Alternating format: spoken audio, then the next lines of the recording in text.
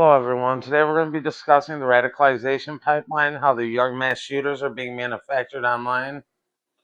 Without further ado, we're going to get right into it. Welcome back to the Unfiltered Political Lens. Tonight we are stepping into one of the darkest and most uncomfortable conversations facing modern society. This is not just another headline. This is not just another tragedy that flashes across television screens for a few days before disappearing into the endless cycle of the news. What are we witnessing across America and increasingly across the world is the emergence of a new kind of radicalization pipeline that is targeting the young people at unprecedented speed.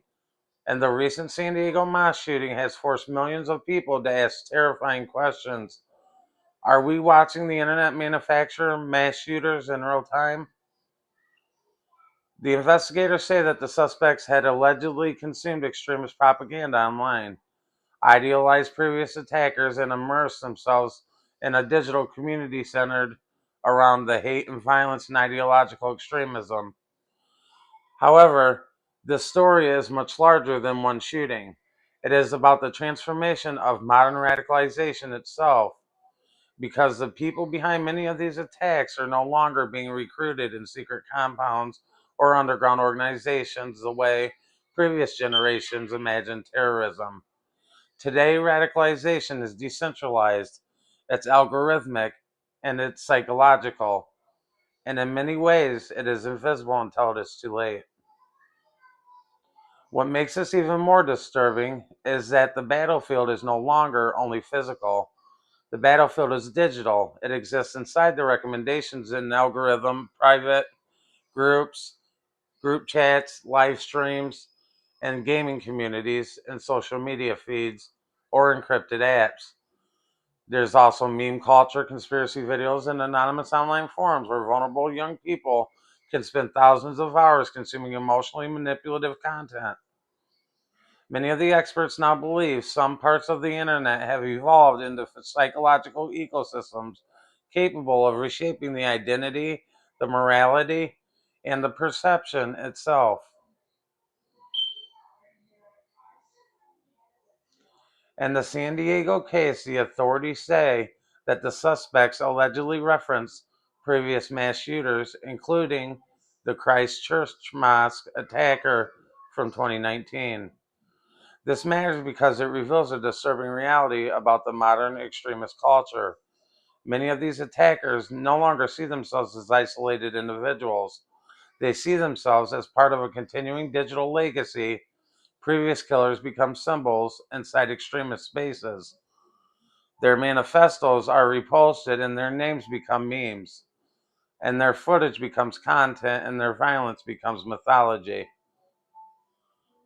And that may be one of the darkest transformations of the internet age. Violence is no longer only violence, it has become spectacle. It has become a performance, and it has become like a psychologically contagious. The researchers studying extremism say that radicalization today often follows recognizable emotional patterns. Isolation is one of the biggest warning signs. Many younger attackers describe the feelings of rejection, invisible or humiliated, emotionally detached, or disconnected from society long before becoming radicalized. Some of them struggle with depression, trauma, anxiety, or identity crises. Others feel resentment towards powers such as schools, governments, social systems, or society itself. Online extremism communities exploit these vulnerabilities by offering belonging, purpose, validation, as well as certainty. For a lonely teenager searching for meaning, these digital communities can feel intoxicating. Suddenly, they are no longer invisible.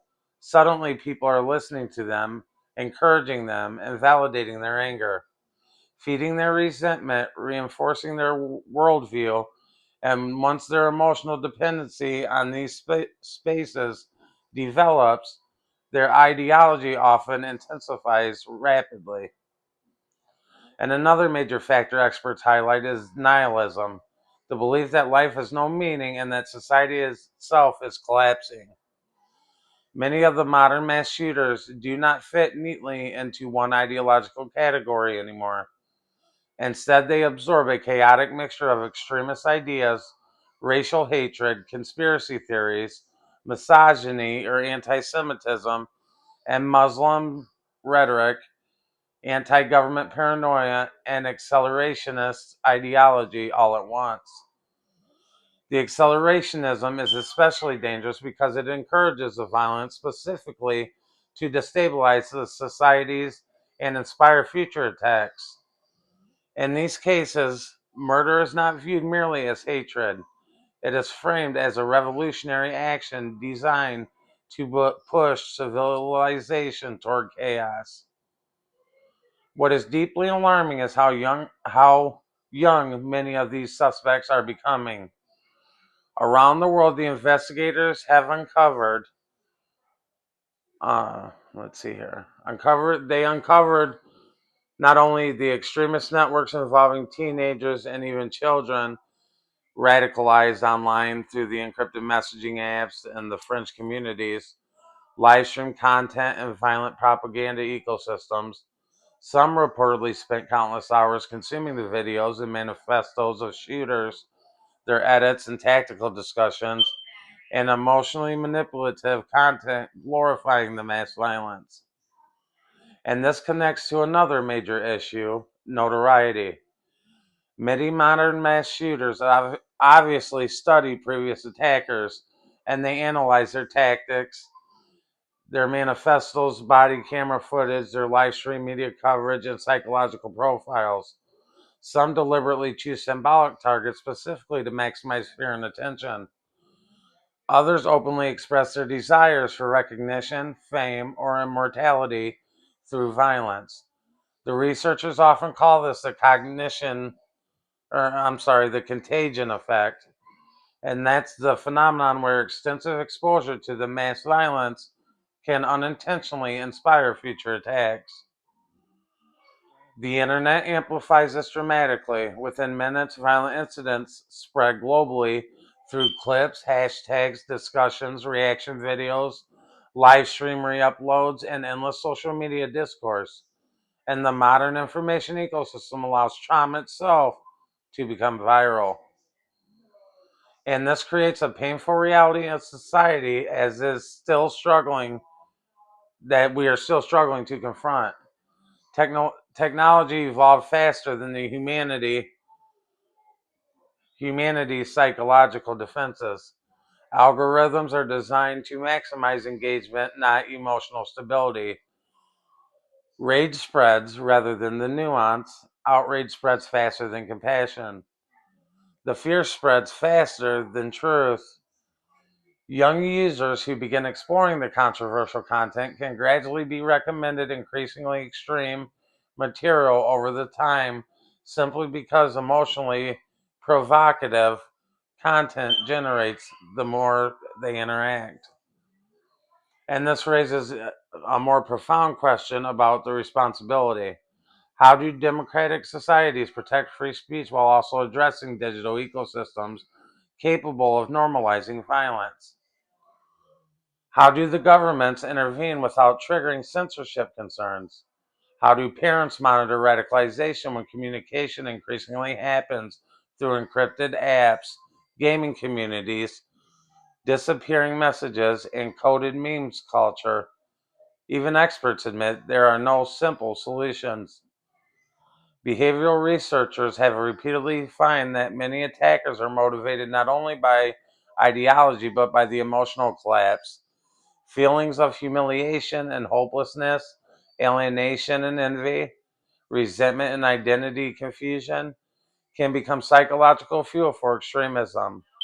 Online hate communities often provide the simplistic explanations for deeply personal pain.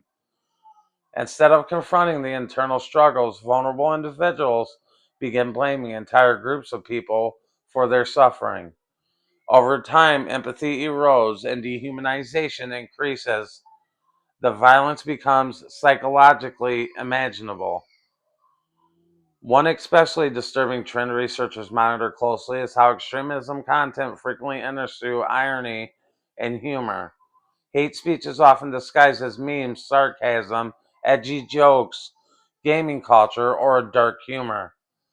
Now, this allows the individuals to consume increasingly extreme ideas while emotionally distancing themselves from the seriousness of what they are absorbing. But the repeated exposure normalizes the ideas that once seemed shocking. What begins as irony can slowly evolve into genuine belief. And another critical factor is the collapse of institutional trust. Many radicalized individuals become convinced that governments, schools, media organizations, corporations, or entire political systems are fundamentally corrupt. The conspiracy theories thrive when trust deteriorates. Once someone believes society itself is irredeemable, broken, extremist narratives become easier to accept. The violence then becomes framed not as evil but as retaliation or resistance of revolutionary justice. And at the same time, the experts strongly caution against the simplistic explanations. Mental illness alone does not create mass shooters. Political ideology alone does not explain them either. But most isolated young people never become violent. Most individuals exposed to controversial content never commit crimes. Radicalization is usually the result of multiple interactions or factors, emotional vulnerabilities, ideological reinforcement, and online immersion, and the identity, instability, grievance, culture, and access to violence.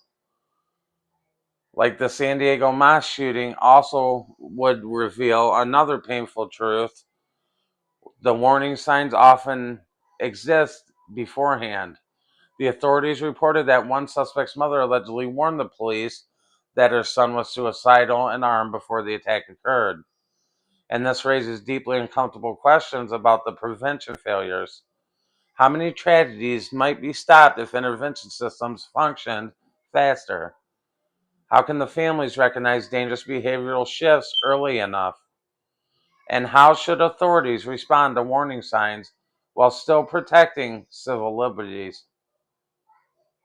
Many of the researchers now argue society must fundamentally rethink prevention instead of focusing only on punishment after violence occurs.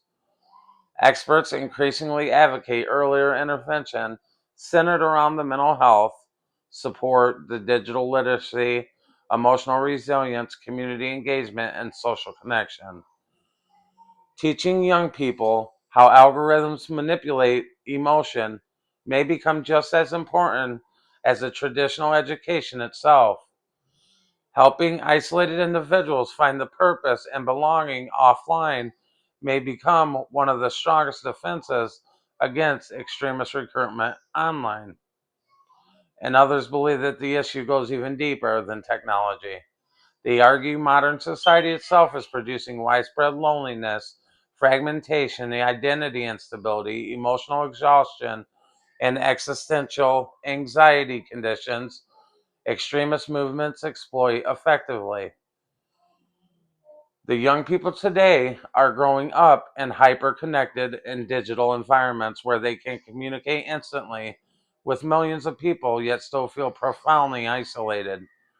And some researchers fear this creates fertile ground for radical ideologies, promising the certainty, belonging, identity, and meaning. There is also growing concerns about the polarization itself when political opponents are constantly portrayed as enemies or monsters, traitors, or existential threats.